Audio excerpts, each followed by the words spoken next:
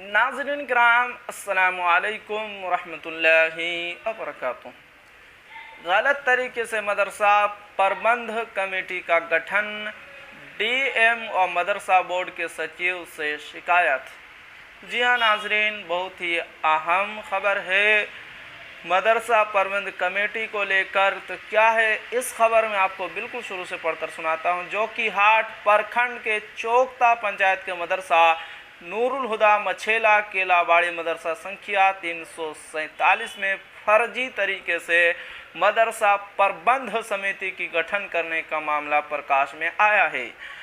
मामले को लेकर पोषक क्षेत्र के ग्रामीणों ने सचिव बिहार राज्य मदरसा शिक्षा बोर्ड पटना के साथ डीएम व डीआईओ को आवेदन देकर जांच की गुहार लगाई है। दिए गए आवेदन में खुलासा किया गया है कि 3-4 माह पहले ही मदरसा प्रबंध समिति का अवधि समाप्त हो गया।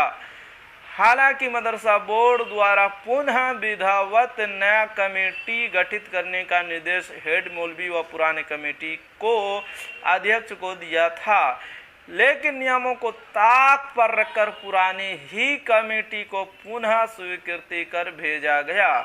ग्रामीणों ने बताया कि पुरानी कमेटी के अध्यक्ष शब्बू आलम व हेड मौलवी इजहार आलम की मिली भगत से समिति गठन कर किया गया।